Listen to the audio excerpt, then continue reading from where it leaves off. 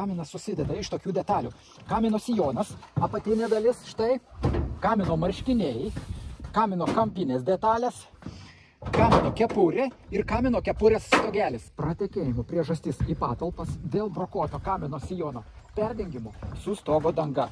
Taigi pratekėjimai prie kamino štai tose vietose akivaizdžiai matosi drėgmės dėmės štai čia, toje pusėje taip pat drėgmės dėmės sukildavo iki kamino sijono viršaus ir krisdavo ant difuzinės plėvelės. Taip pat pratekėjimai pro visas skylės nuo varžtų štai čia, visur dėmės matosi, čia netgi papuvusi mediena štai kaip nuo nesandariai susuktų ir neteisingose vietose varžtų atsiranda puviniai. Taip pat ir čia, pro šito sijono apatinio kampus, štai kaip viskas pajodavę, papelyje ir pradėję pūti.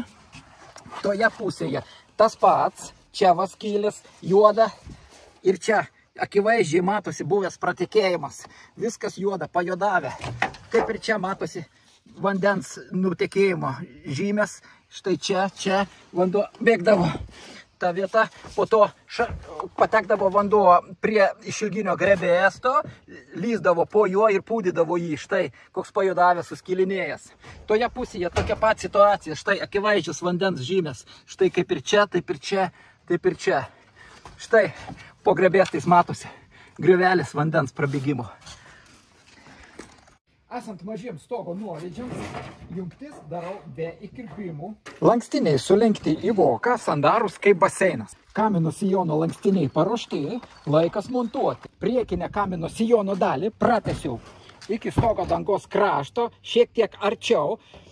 Vanduo pakils iki čia, čia bortelio nereikia priploti, jeigu jis būtų priplotas, kaip tas vanduo gali peršokti per bortelį.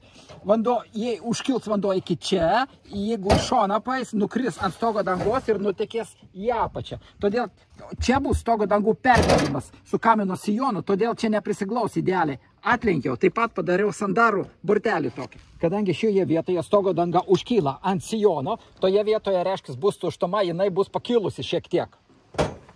Tam, kad stogdengys užlipęs nesulankstytų stogo dangos ir galima būtų pritvirtinti, sumontavau papildomus tašelius toje vietoje, kad būtų nuožulus perėjimas. Kai kaminas įrengtas stogo viduryje, optimaliausias variantas kamino sijoną perdengti tarp stogo dangos lakštų ties sujungimu. Kamino remontas baigtas, kamino sijono priekinė detalė perdengta su stogo danga sujungime. Siūlės sujungtos stačių viengubų falcų. Dabar reali demonstracija su vandeniu, kaip funkcionuoja kamino sijonas.